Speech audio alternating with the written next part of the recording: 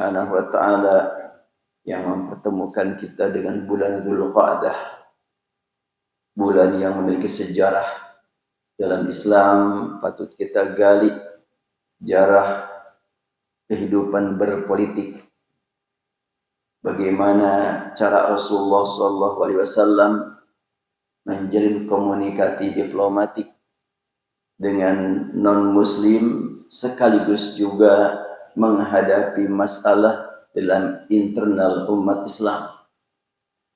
Pada waktu Rasulullah SAW memasuki bulan Dzulqa'dah dan sudah mendapatkan mimpi akan melaksanakan umrah, diumumkanlah kepada para sahabat untuk berangkat melaksanakan umrah pada bulan Dzulqa'dah tersebut.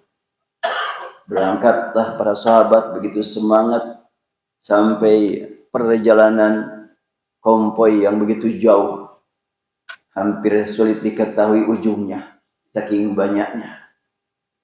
Tibalah di satu tempat yang berdekatan dengan Hudaybiyah, maka unta yang ditunggangi Rasulullah sempat berhenti. Diduga oleh para sahabat ini unta mogok. Rasulullah bersabda, enggak mungkin. Tapi ada apa sebenarnya? Rasul menegaskan, disinilah terjadi peristiwa yang sangat dahsyat. 6 bulan sebelum Rasulullah lahir, pernah terjadi gerakan aksi pemberontakan Ka'bah yang dipimpin oleh Abraha. Lalu Rasulullah melanjutkan perjalanan, sampailah tiba di Hudaybiyah. Ternyata beliau tidak dapat melanjutkan perjalanan karena dihadang oleh musyrikin Quraisy. Ini hadisnya panjang sekali, sampai saya tulis hingga mencapai 13 poin, 13 paragraf. Gak mungkin saya bahas semuanya, tapi saya ambil yang berkaitan dengan aksi demo yang dilakukan oleh generasi salaf. Nah, ini kan istilahnya salafnya. Dan ramai ini kalau manhaj salaf anti demo gitu ya. Betulkah kalau manhaj salaf anti demo? Kita lihat pada zaman Rasulullah SAW. Tidak akan dibahas dari awal, tapi saya mulai dari dari nomor berapa nih? Ya dari sini aja deh. Panjang perjalanan Rasulullah SAW sudah dialog panjang dengan orang musyrikin Quraisy. Maka dari sini saya bacakan, qala Az-Zuhri wa dzalika la yas'aluni haqqatan yu'allimuna fiha hurumatillah illa a'taituhum iyyaha, faqala an-nabi ala an tukhallu bainana wa bainal bait fanatufa bihi, faqala Suhail wallahi la tatahaddatsu al-arabu anna ukhidna dughtatan. Rasulullah SAW rencana ingin melaksanakan tawaf dan sa'i, yaitu yang disebut dengan umrah. Ternyata menghadapi kesulitan. Suhail bin Amr, salah seorang tokoh dari musyrikin Quraisy, menghadang Rasulullah untuk melanjutkan perjalanan. Maka Rasulullah SAW sudah melakukan negosiasi. Kata Suhail, jangan sekarang, kami akan dicela oleh tetangga kami kalau sampai engkau melakukan hal ini pada saat sekarang. Sudah tahun depan saja. Maka setelah itu Suhail mengajukan supaya setelahnya memang ada dialog panjang. Kata Suhail, sekarang catat, tulis perjanjian kita. Isinya apa? La ya'tika minna rajulun wa in kana ala dinik illa radadtahu ilaina. Panjang ceritanya, sampailah berlangsung dari Rasulullah SAW boleh. Nah, dari sini nampaknya harus kita mulai.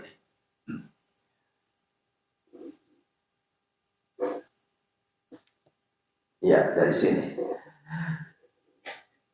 Maka setelahnya siap untuk berdamai, Suhail berkata, hatiktub bainana wa bainakum kitaban. Sekarang kita tulis perjanjian agar kita dapat menjadikan pegangan untuk tidak saling mengganggu. Suhail yang mengajukan supaya ada perjanjian tertulis disepakati kedua belah pihak. Ternyata Rasulullah SAW langsung menyuruh salah seorang penulis dari sahabat untuk menyiapkan alat tulis, dan kata Rasulullah, "Uktub Bismillahirrahmanirrahim." Tulis Bismillahirrahmanirrahim. Qala Suhail bin Amr dari pihak musyrikin Quraisy berkata, "Amar Rahman fa wallahi ma adri ma hu, walakin uktub bismikallahumma kama kunta taktub."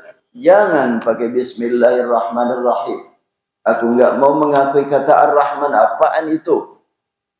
Sudah, seperti biasa engkau tulis Bismikallahumma, ganti. Maka Rasulullah SAW mendengar usulan dari Suhail untuk mengganti kalimat Bismillahirrahmanirrahim dengan Bismikallahumma. Beliau mendengar kalimat dari orang-orang muslimin, qala al-muslimun wallahi la naktubuha illa Bismillahirrahmanirrahim. Enggak, jangan diterima itu. Usulan Suhail mengganti Bismillahirrahmanirrahim dengan Bismikallahumma, jangan. Tetap pertahankan. Kita jadikan dokumen ini diawali dengan Bismillahirrahmanirrahim. Maka Rasulullah SAW tidak berkeberatan untuk menggantinya. Maka beliau bersabda, ya enggak apa-apa. Uktub Bismikallahumma. Tulis Bismikallahumma. Tsumma qala, lalu Rasul bersabda, tulis sekarang hadza ma qada ali Muhammadur Rasulullah. Tulis inilah perjanjian yang disepakati, yang disetujui oleh Muhammad Rasulullah. Pihak musyrikin Quraisy dikagetkan kembali. Faqala Suhail, wallahi law kunna na'lamu annaka Rasulullah ma sadadnaka 'anil bait wa la qatalnak, walakin iktub Muhammad ibn Abdullah. Kata Suhail, apaan lagi itu pakai Rasulullah? Jangan pakai Rasulullah. Ganti. Dengan kalimat apa? Ya sebetulnya kalau kami tahu engkau Rasulullah, gak mungkin kami menghalangi engkau menuju Baitullah. Gak mungkin kami memerangi engkau. Gak mungkin kami mengganggu engkau. Kami tidak tahu apa itu Rasulullah. Itu adalah pura-pura itu. Karena Rasulullah kan bersama para sahabat. Tetapi ini kondisi yang sangat mengagumkan buat kita. Nanti kita lihat catatan saya sendiri. Kata Suhail, tulis Uktub Muhammad ibn Abdullah. Maka Rasulullah bersabda, wallahi inni la Rasulullah. Wa in kadzabtumuni. Demi Allah, aku adalah Rasulullah. Walaupun kamu mendustakan aku. Ya enggak apa-apa, tulis Muhammad ibn Abdullah. Pelajaran penting dari paragraf ke-9, ya ke-9 langsung ya. Karena kalau dari awal terlalu panjang nih, nggak akan cukup waktu. Insya Allah nanti kalau bukunya sudah dicetak bisa dibaca. Ini belum selesai. Jadi sekarang saya nulis buku berjudul, untuk sementara judulnya adalah Sukses dengan Sunnah. Ini akan ditulis dengan 3 jilid, insya Allah.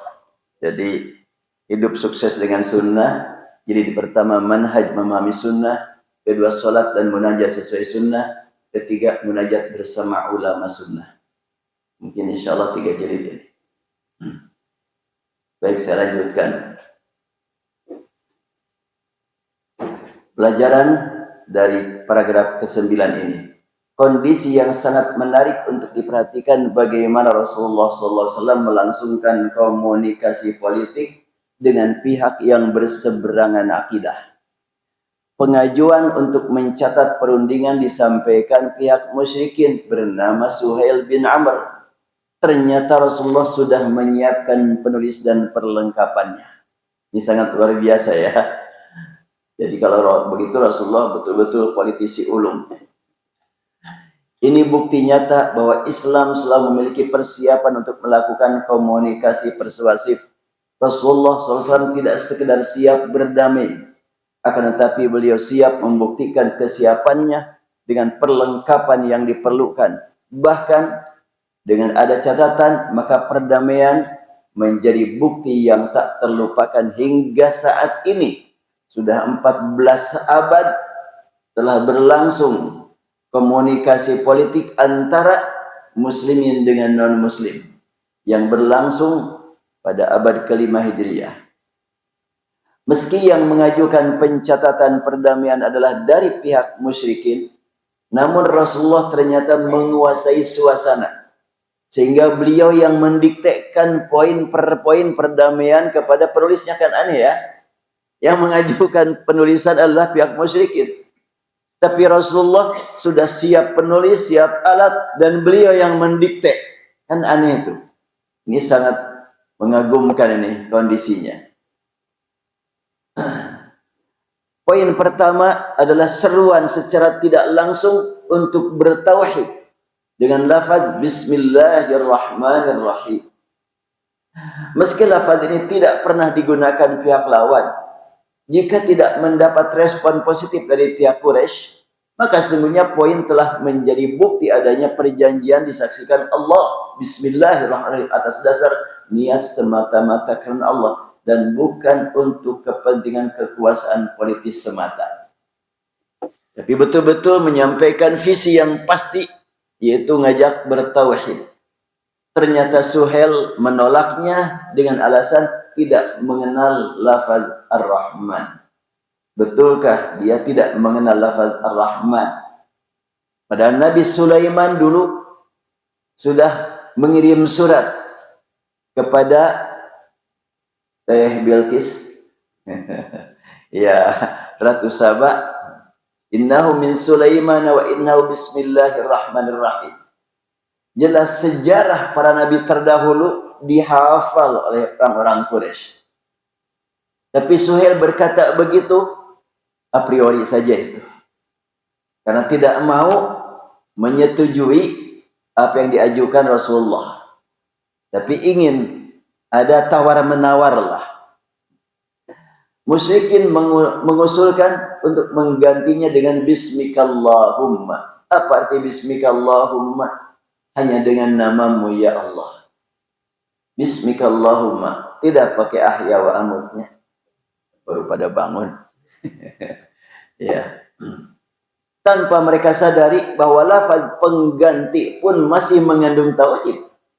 Hanya dengan namamu ya Allah, itu arti Bismikallahumma. Karena mendahulukan kata Bismika, Allahumma diakhirkan dalam susunan bahasa Arab itu memiliki makna pengkhususan. Hanya dengan namamu ya Allah. Ini menggambarkan bahwa suasana benar-benar sudah dikuasai Rasulullah. Padahal Rasulullah pada waktu itu tidak dalam kondisi seperti biasa. Beliau mengenakan kain ihram, tidak siap berperang. Sementara orang musyrikin Quraisy dekat ke markas militernya. Kalau mau bergerak, sungguh pihak musyrikin Quraisy sangat siap. Dan pihak Rasulullah bersama para sahabat tidak dalam keadaan siap berperang. Tapi tampilan Rasulullah itu sangat berwibawa, walaupun tidak pakai senjata, membuat musyrikin Quraisy dalam keadaan sulit untuk berkata. Inilah politik yang dilandaskan kepada ketauhidan. Nah, Rasulullah betul-betul menguasai suasana sehingga mereka menolak satu lafaz dan menggantinya dengan lafaz yang mendekatinya. Ditolak Bismillahirrahmanirrahim, diusulkan gantinya Bismikallahumma. Sama-sama mengandung kalimat tauhid. Hal ini lebih jelas ketika dia berkata, kama kunta taktub. Uktub Bismikallahumma kama kunta taktub. Ganti Bismillahirrahmanirrahim dengan Bismikallah seperti yang kau lakukan sejak sebelum-sebelumnya. Nah, ini berarti memang masih dikuasai suasana oleh Rasulullah. Bukan sebagai biasa, sebagai kata biasa kita ya, dengan karena lafaz tersebut dalam susunan bahasa Arab mengandung makna pengkhususan atau takhsis, hanya karena namamu ya Allah. Jadi Suhail bin Amr berkata, kama kunta, sebagaimana engkau, bukan sebagaimana kita. Kalau umpamanya betul-betul suasana itu adalah umum gitu, mungkin Suhail mengajukan kalimat yang lain, yang biasa kita pakai aja dah, jangan sampai cuma engkau. Tapi ternyata Suhail berkata, kama kunta taktub, bukan kama kunna naktub, sebagaimana biasa kita pakai bersama. Tapi Rasulullah mendengar kalimat usulan, kama kunta taktub. Para sahabat ternyata walaupun kalimat ganti bismikallahumma, sahabat tidak mau terima. Ini mulai ini, sahabat tampil sebagai yang tidak setuju atau protes kepada Rasulullah. Ada zaman sahabat, zaman Rasul, unjuk rasa. Berbeda dengan sekian banyak pernyataan daripada pembicara, gak boleh ada demo, itu gak ada sunnahnya, gak sesuai dengan sunnah Rasul, gak sesuai dengan yang dilaksanakan sahabat. Sebetulnya orang yang berkata begitu, yang mungkin belum mengkaji hadis ini. Hadis ini jelas sekali. Para sahabat tidak bersedia menerimanya hingga mereka protes. Mereka berharap untuk mempertahankan lafaz bismillahirrahmanirrahim, kalimat mereka, wallahi la naktub illa bismillah, demi syiar Islam. Namun Rasulullah siap menerima pengganti tersebut karena secara substantif tidak mengalami perubahan. Ini dari satu segi. Dari segi lain adalah tercapainya sasaran perdamaian. Rasulullah bersedia merubah kalimat selama memang tidak merugikan, tapi yang diharapkan justru bisa tercapai, yaitu bisa melakukan perdamaian. Inilah kecerdasan beliau yang tidak terjangkau oleh daya nalar sahabat. Poin pertama sudah dirubah, yaitu kalimat bismillahirrahmanirrahim dengan bismikallahumma. Maka beliau melanjutkan poin berikutnya tanpa memberi kesempatan kepada pihak lawan. Kan yang mengajukan usul Suhail bin Amr, tapi Rasul mendikte terus menerus. Tampaknya Suhail bin Amr tercengang gitu, bengong aja, kaget. Tulis perjanjian, ya siap kata Rasulullah, ayo tulis bismillahirrahmanirrahim. Enggak, ganti aja kan bismillahirrahmanirrahim. Baik, ganti bismikallahumma. Setelah itu Rasulullah langsung mendiktekan poin berikutnya. Bagaimana poin berikutnya? Mengapa Suhail bin Amr tinggal diam? Inilah wibawa Rasulullah yang sangat luar biasa. Poin kedua adalah penyampaian visi misi yang sebenarnya, yaitu memperdengarkan kepada musyrikin bahwa beliau seorang Rasul sedang berhadapan dengan musyrikin, sehingga beliau menyuruh untuk menuliskan kalimat hadza ma qada alai Muhammadun Rasulullah. Ini adalah perjanjian yang ditetapkan oleh Muhammad Rasulullah. Sungguh Suhail terkejut lagi nih dengan kalimat ini, karena mendengar pengajuan yang berkaitan dengan hakikat keislaman, hakikat kerasulan Muhammad Rasulullah. Dua poin pembukaan ini adalah hakikat dua kalimat syahadat. Karena itu dengan tegas Suhail menolaknya. Pertama bismillahirrahmanirrahim, kedua Muhammadur Rasulullah. Itulah dua kalimat syahadat. Ini cara Rasulullah berdialog dengan non-muslim. Apakah Rasulullah tidak mengira akan ditolak? Urusan diterima ataupun ditolak bukanlah urusan utama. Sebab yang paling utama adalah penyampaian syiar tauhid, bahwa Nabi siap berdamai atas nama Allah, serta beliau adalah utusannya, bukan demi kepentingan, istilah sekarang apa? Bagi-bagi kursi. Bukan. Dengan ini maka mereka akan mengetahui bahwa Islam tidak mengajak berdamai untuk bagi-bagi kekuasaan, akan tetapi menyerahkan semua kekuasaan hanya kepada Allah.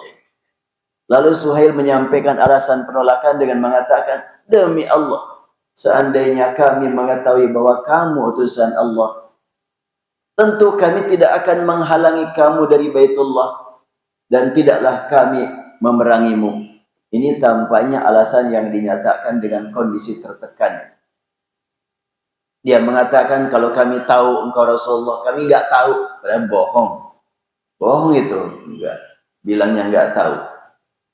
Dia berkata, bukan dari pikiran yang tenang.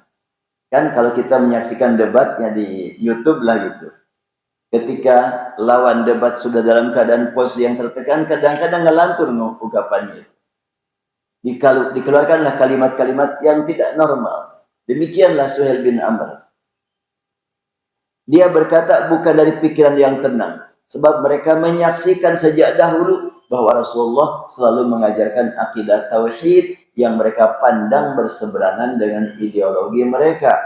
Ya, sampai Rasulullah berangkat meninggalkan Makkah menuju Madinah, jelas sekali karena sejak dahulu Rasulullah menyampaikan, aku Rasulullah. Tak mungkin Suhail bin Amr tidak tahu hal itu. Kalau bukan karena melihatnya sebagai Rasulullah, maka atas dasar apakah mereka memerangi beliau, bahkan sampai menyerbu ke Bukit Uhud. Ini setelah sudah berlalu ini, perang Uhud, perang Badar sudah berlalu ini. Sungguh ini adalah fenomena yang sangat menegangkan mereka. Demi Allah, seandainya kami mengetahui bahwa kamu utusan Allah, tentu kami tidak akan menghalangi kamu dari Baitullah dan tidaklah kami memerangimu, karena di sekeliling beliau adalah para sahabat. Jadi mereka berkata begitu tuh tahu betul Rasulullah itu bersama para sahabatnya. Berarti memang betul-betul beliau Rasulullah. Tahu itu Suhail bin Amr, cuma tidak mau beriman. Percaya bahwa Muhammad Rasulullah, cuma tidak beriman. Ini lagi-lagi kita tanamkan ke dalam kalbu kita bahwa iman tidak sederajat dengan percaya. Iman di atas percaya. Kalau percaya itu mungkin diikuti dengan amal, mungkin tidak. Yang namanya percaya. Semua kita percaya bahwa yang diungkapkan oleh KPU pemenang adalah Prabowo, percaya kan? Beriman apa enggak, itu langkah berikutnya itu. Ya. Sekeliling beliau adalah para sahabat yang mengikuti perundingan ini dengan serius serta memperhatikan huruf per huruf. Bismillahirrahmanirrahim. Ganti bismika Allahumma. Lanjutkan hadza maqadu ali Muhammad Rasulullah. Sebagai yang mengajukan usulan untuk pencatatan, tampaknya Suhail masih diselimuti dengan kebingungan. Dia masih memposisikan diri sebagai pendengar. Nah, dia yang punya ide, mestinya dia sudah punya konsep apa poin per poin dalam perjanjian ini. Mengapa dia belum mengajukan pemikirannya? Sungguh suasana yang sangat dahsyat ini membuatnya tidak mampu berpikir normal. Suhail hanya mampu menyampaikan penolakan tanpa mengajukan narasi yang dapat diterima forum. Setelah Suhail menolak kalimat Rasulullah, maka Rasulullah bersabda, demi Allah, sungguh aku ini adalah memang benar-benar utusan Allah, sekalipun kalian mendustakan aku. Luar biasa ya. Wallahi inni la Rasulullah wa in kadzabtumuni. Rasulullah tampil dengan gagah berani. Sungguh kalimat ini menunjukkan keberanian beliau meski dalam kondisi yang tidak aman. Dalam posisi mengenakan pakaian ihram, tidak bersenjata, pihak lawan dekat dengan markas militernya. Kenapa kok seperti itu? Karena beliau tidak dalam posisi siap perang, sementara bagi pihak Suhail sangat memungkinkan untuk memanggil pasukannya. Sungguh dia tidak jauh dari markas militernya. Menurut pandangan akal beliau,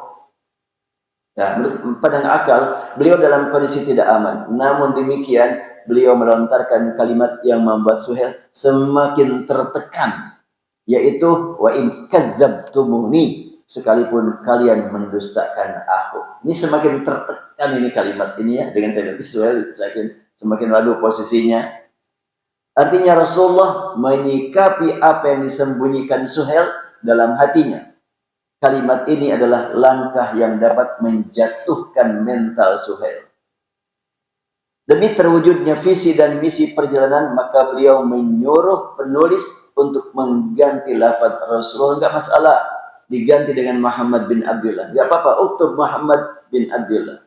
Apakah penulis bersedia menggantinya? Ternyata menolaknya. Lalu bagaimana lanjutannya? Karena penulis menolak untuk mengganti, maka Rasulullah SAW mengambilnya dan beliau sendiri yang menulis perjanjian ini hingga tuntas. Hadis yang menjelaskan bahwa beliau menulis perjanjian insya Allah akan dikemukakan mendatang. Nah sekarang sahabat Nabi hadapi posisi sulit.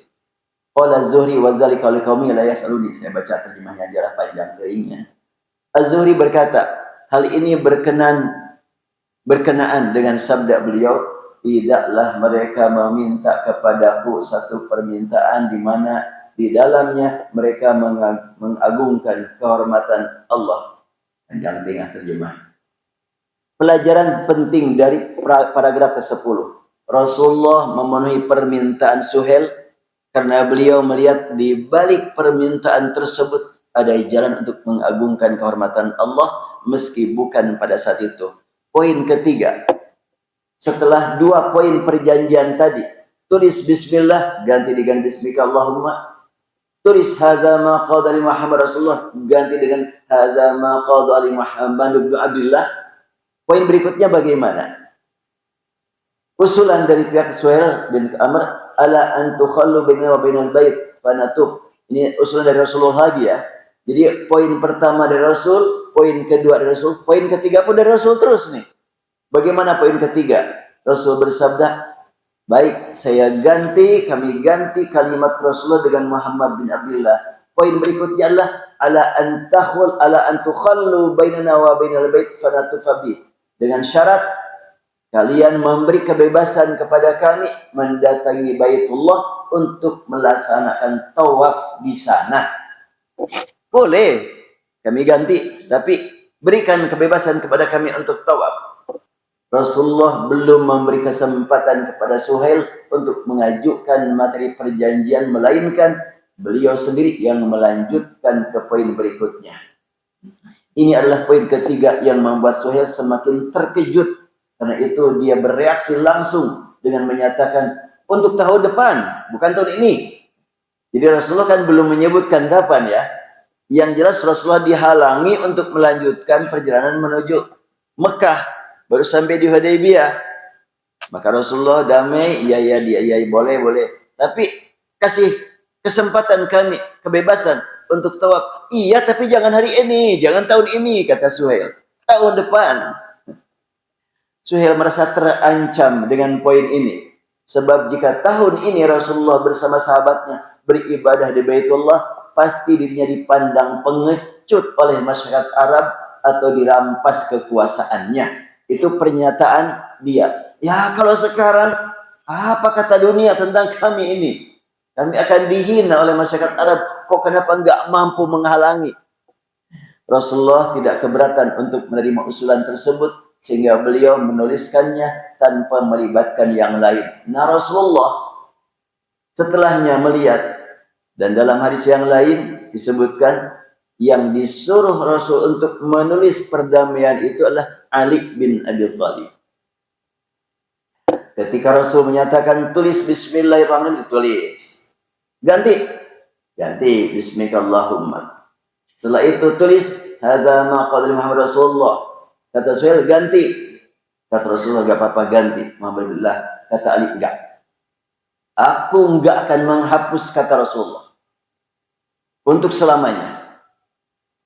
Aku akan bertahan. Hadza ma qala Muhammad Rasulullah. Rasul memandang ini bukan kemaslahatan yang pasti. Bila dipertahankan kata Rasulullah, gak akan jadi perdamaian. Sedangkan kalau berlangsung perdamaian, tentunya akan dapat kesempatan untuk menyebarkan dakwah lebih leluasa. Gak apa-apa ganti dengan Muhammad bin Abdullah. Tapi Ali menolak. Dia mengatakan, wallahi la amhu Rasulullah abada. Demi Allah, aku tidak akan mengganti, tidak akan menghapus Rasulullah untuk selamanya. Dan dengan sumpah. Maka ketika itu, Rasulullah SAW menghargai penolakan Ali. Menghargai sikap Ali.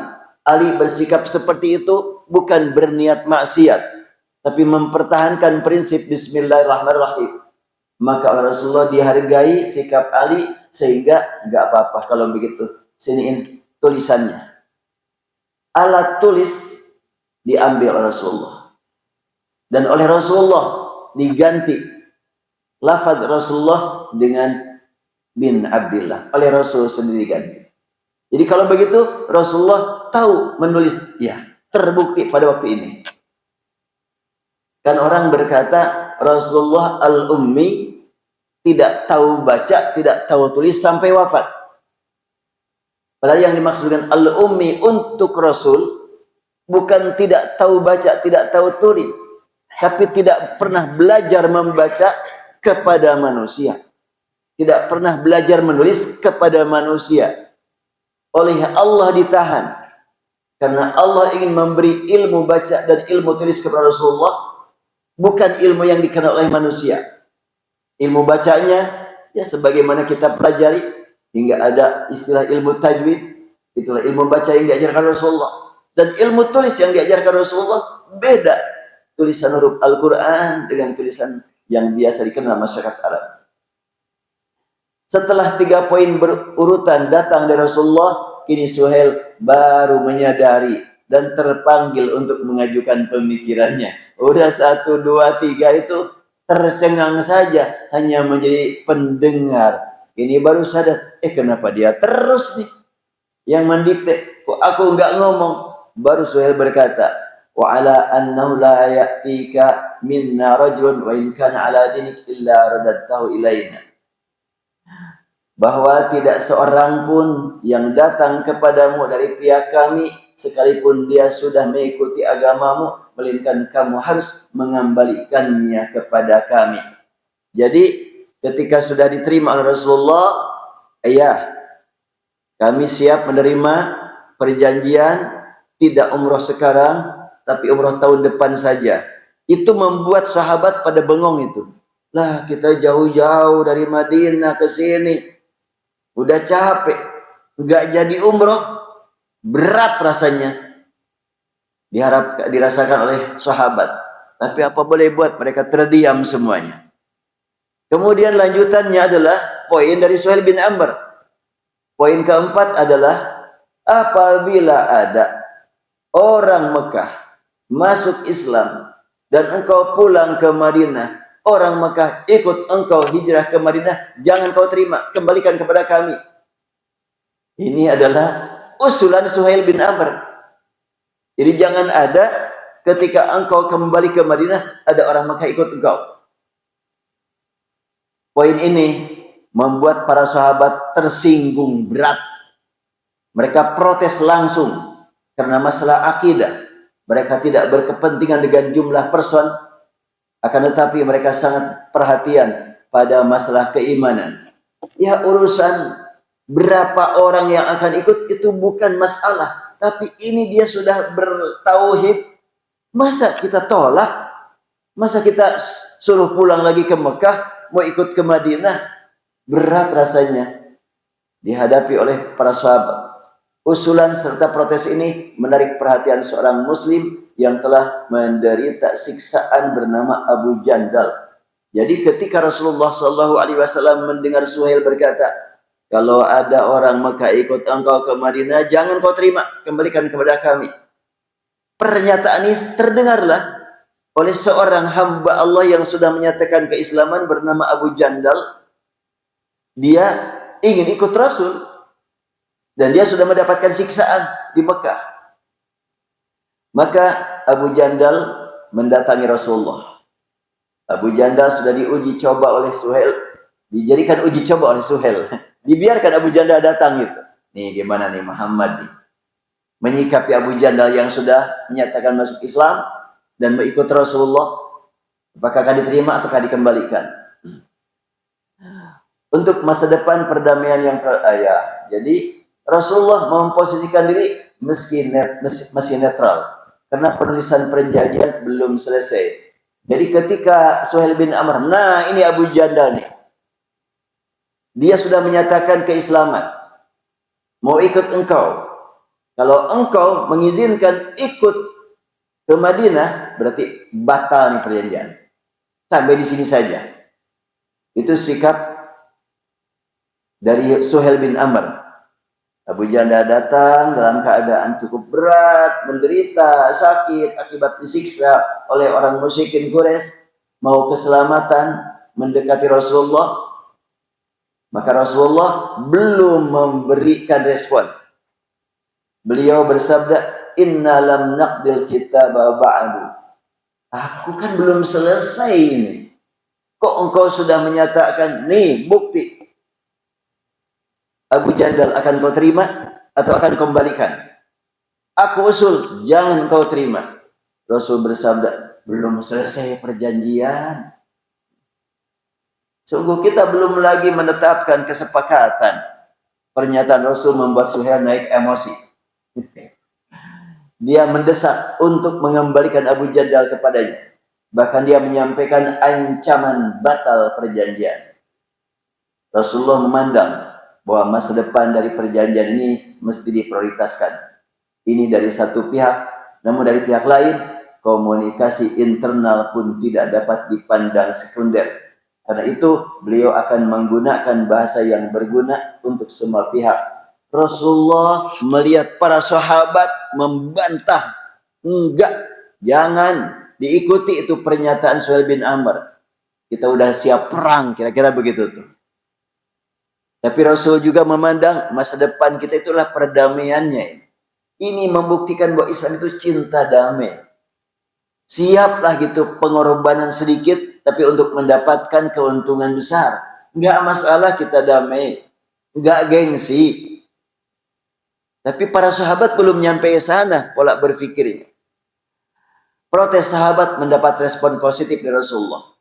Karena beliau mesti memprioritaskan komunikasi ideologis di atas komunikasi politis. Karena itu Rasulullah dengan santun menyampaikan permohonan agar hal ini dijadikan sebagai eksepsi ya, pengecualian. Jadi kata Rasulullah untuk Abu Jandal, aku mohon wahai Suhail, engkau kecualikan. Buat masa depan iya, untuk ini saya mohon engkau kecualikan.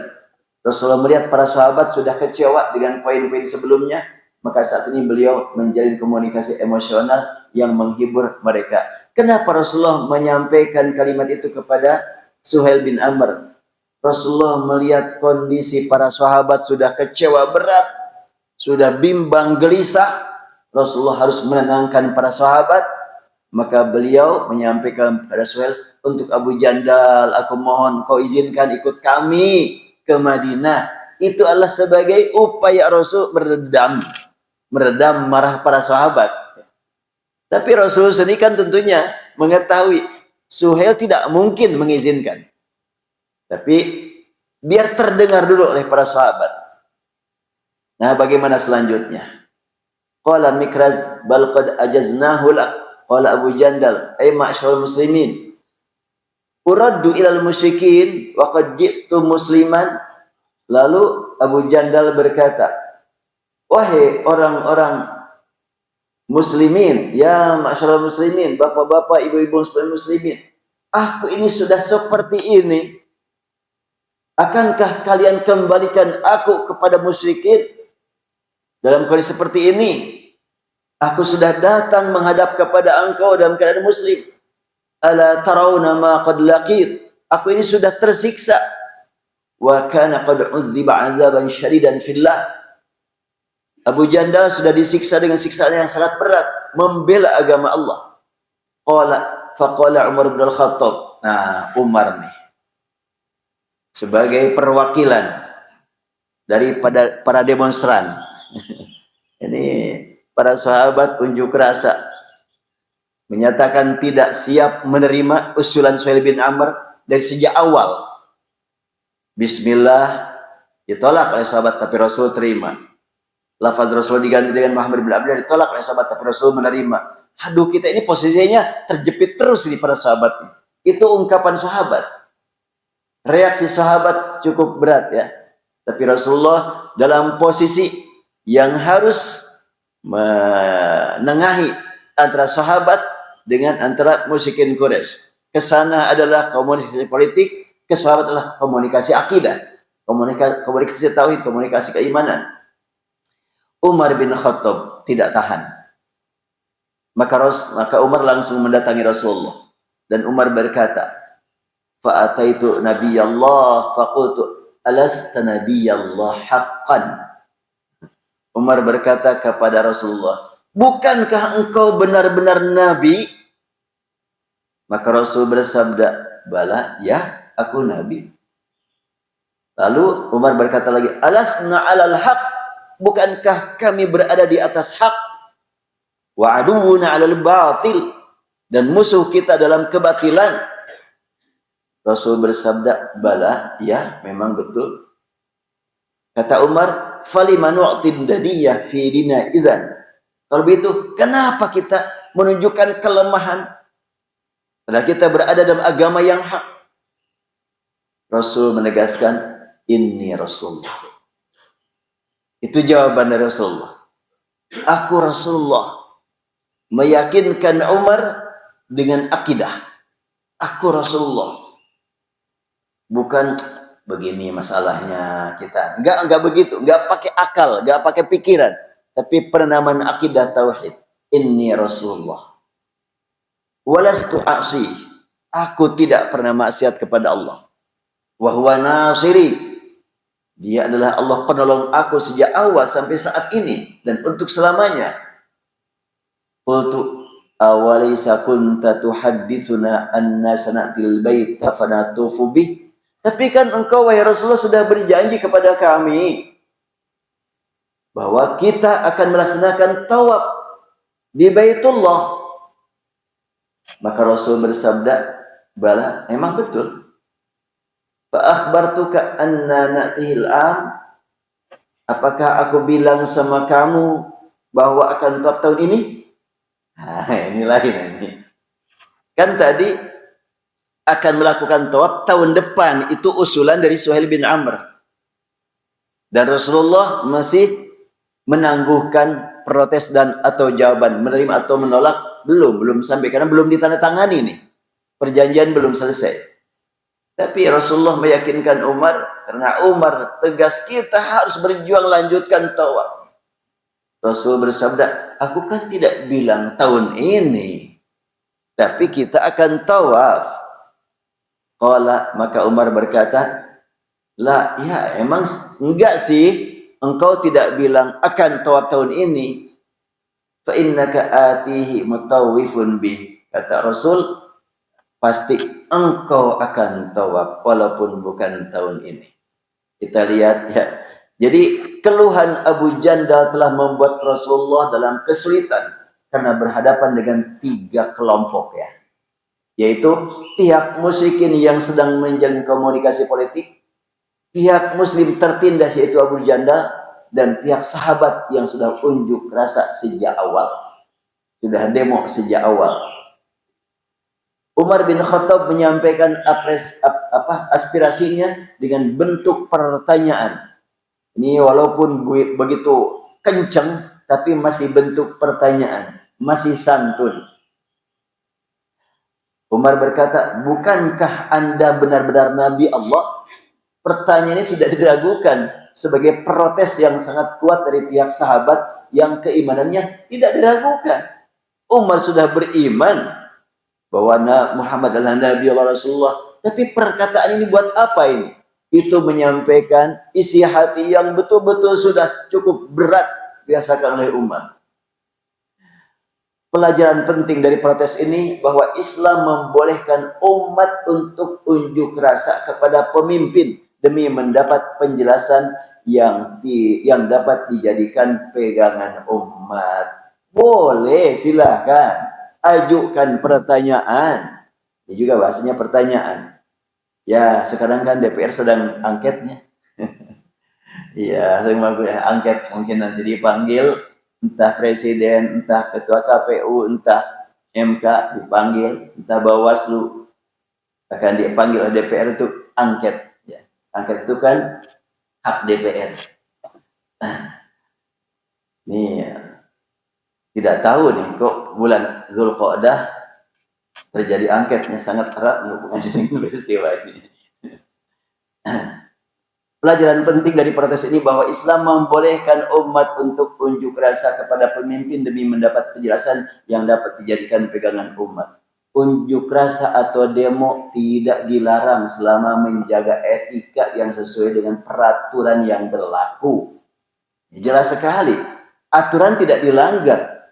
Bahkan Umar bin Khattab sebagai penyambung suara para sahabat kepada Rasulullah, ya tampil dengan bentuk pertanyaan.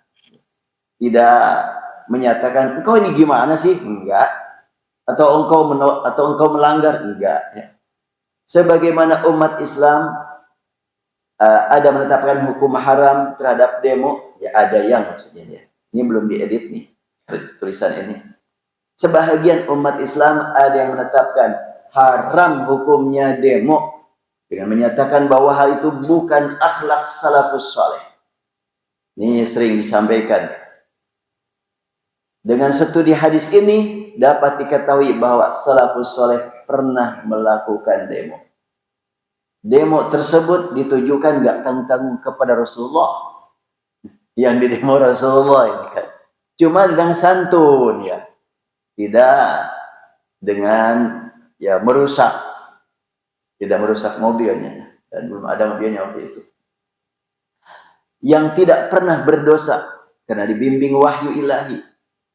Rasulullah menyambut demo tersebut. Serta memberi jawaban. Dengan bahasa iman. Dan ilmu. Yaitu dengan menyatakan hakikat kerasulan yang wajib diimani. Yaitu bala inni Rasulullah. Ya memang. Tapi kan Umar, aku kan Rasulullah. Dan pertanyaan tentang waktu mesti dipahami, yaitu apakah aku mengatakannya kepadamu bahwa kita akan mendatanginya tahun ini? Ketika Umar berkata, engkau kan sudah bilang tuh hadisuna annana tufal bait. Kau kan sudah bilang kita akan bertawaf di Baitullah. Itu kan Umar dengan menggunakan kalimat Rasul. Maka Rasul pun langsung menggunakan kalimatnya, tapi dilanjutkan dengan kalimat pertanyaan, apakah aku bilang tahun ini? Ini gaya Rasulullah menghadapi pernyataan Umar. Dengan pertanyaan ini, maka Umar pun menjawab, memang enggak sih. Iya, enggak. Lalu Rasul meyakinkannya dengan bersabda, sungguh kamu pasti akan mendatanginya dan tawaf di sana. Ini menghibur Umar nih. Jadi Rasul meyakinkan dengan keimanan dan juga menyampaikan keilmuan dan juga dengan menanamkan harapan. Lengkaplah iman, ilmu dan amal. Keyakinan, pemikiran dan perasaan. Lengkap jawabannya Rasulullah. Kalimat inni Rasulullah ya Umar. Kemudian Rasulullah menyatakan, tidak, aku katakan hari ini kan, tahun ini kan, itu keilmuan. Kemudian diberikan harapan, engkau pasti tawaf wahai Umar. Kendati pun sudah mendapat jawaban yang meyakinkan, namun demo masih berlangsung dan Umar mencari dukungan dari orang terdekat kepada Rasulullah. Para sahabat masih aksi unjuk rasa, tidak bergeming, diam mereka, tidak merespon sabda Rasulullah. Umar bersuara dan Umar minta dukungan kepada orang yang terdekat dengan Rasul.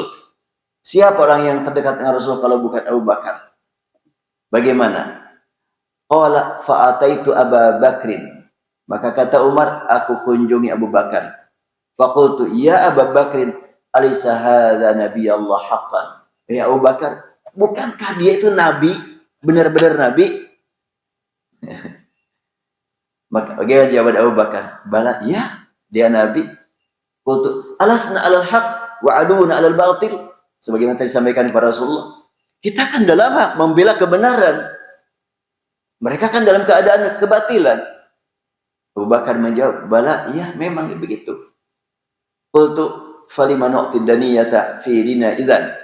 Ya kenapa kita langsung menyerah begitu saja? Memberikan kesempatan kepada mereka untuk menghina kita. Kenapa? Maka Abu Bakar berkata kepada Umar, ayyuhar rajul, innahu Rasulullah SAW, wa laysa ya'si rabbah, wa huwa nasiru, fastamsik bigharzih, fa wallahi innahu alal haq. Maka Abu Bakar langsung menyatakan, wahai pahlawan, kalimat ayyuhar rajul, wahai orang hebat, ini adalah mengingatkan, engkau ini orang hebat wahai Umar. Yakinlah dia Rasulullah, jangan ragu. Dia tidak mungkin maksiat kepada Allah. Dia yakin Allah selalu menolongnya. Hentikan protes kamu. Stop ucapan kamu. Demi Allah, dia berada dalam hak. Kemudian Umar masih belum puas. Umar masih menyampaikan kalimatnya. Alaysa kan yuhaditsuna anna sanatil bait wa natufu bih. Tapi kan dia sudah bilang kepada kita bahwa kita akan tawaf, akan umrah. Maka Abu Bakar berkata, "Bala, ya memang begitu. Afa akhbaraka annaka ta'tihil 'am?" Tapi saya juga mau nanya kepada kamu, apakah dia bilang sama kamu bahwa akan tawaf tahun ini? Maka Umar berkata, ya enggak juga sih. Nah, kata Abu Bakar, fa innaka atihi mutawwifun bi. Ya, yakinlah Umar, engkau akan tawaf, cuma bukan tahun ini. Pelajaran penting dari paragraf ke-12. Masih ada waktu sedikit lagi. Abu Bakar yang mendapat gelar Siddiq, terjujur, selalu menyatakan benar terhadap semua yang Rasulullah nyatakan dan lakukan. Kedatangan Umar, ternyata dia memberi jawaban seperti yang dinyatakan Rasulullah. Apakah Abu Bakar mendengar dialog Abu Bakar dengan Umar? Nampaknya enggak. Kalau mendengar, enggak mungkin Umar datang kepada Abu Bakar. Ini mungkin di kondisi yang berbeda nih.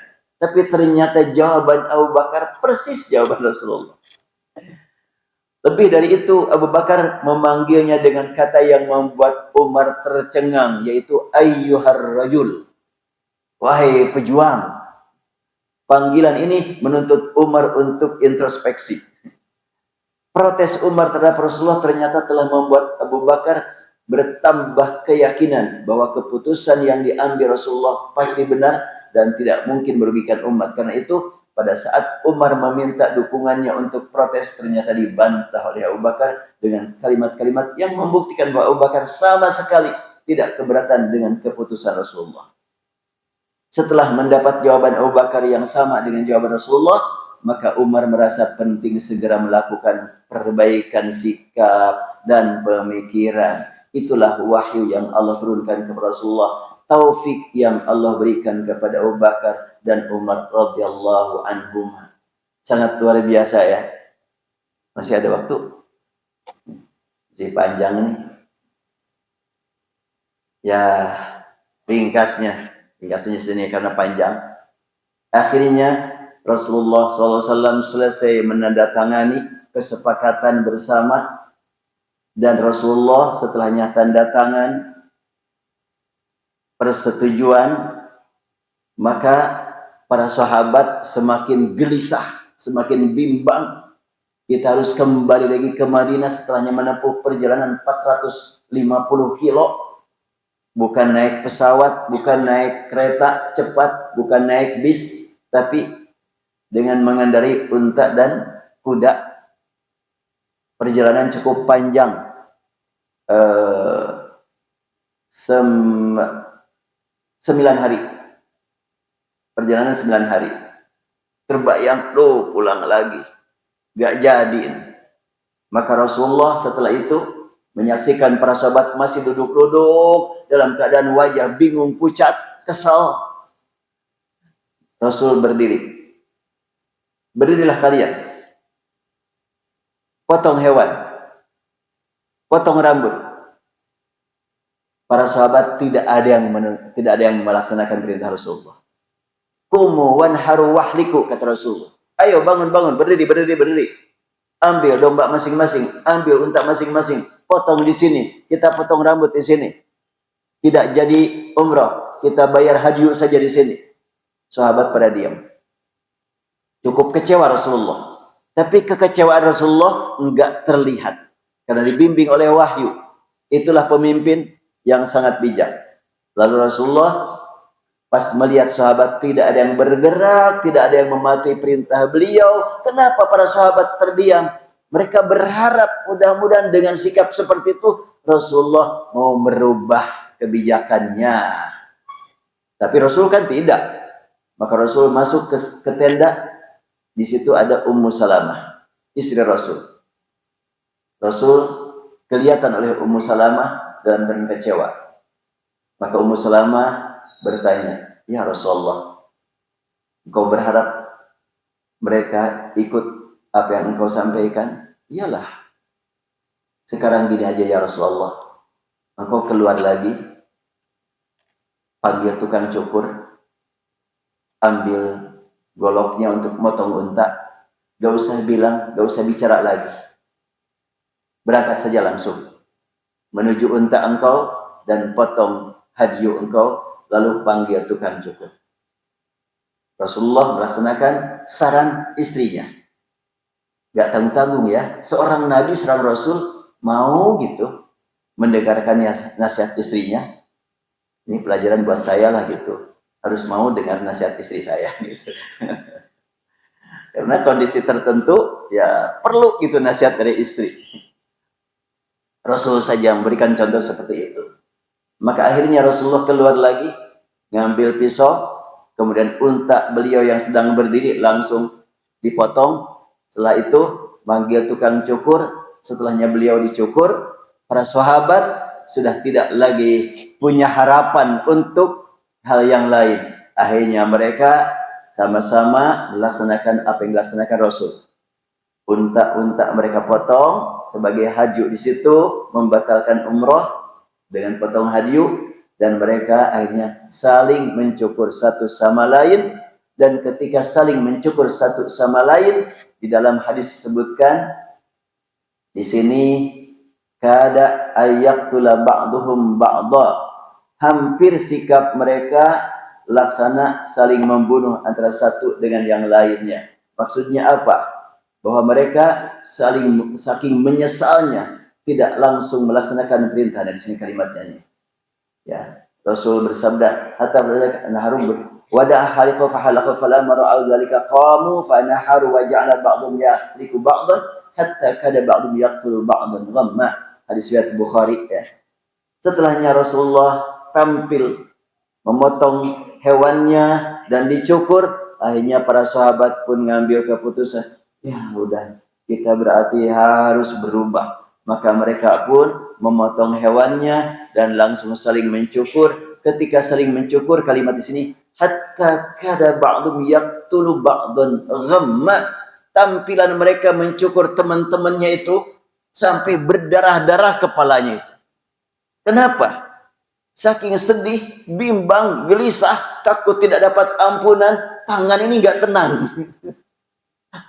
Motong rambut, bergetar sampai berdarah-darah kepala para sahabat.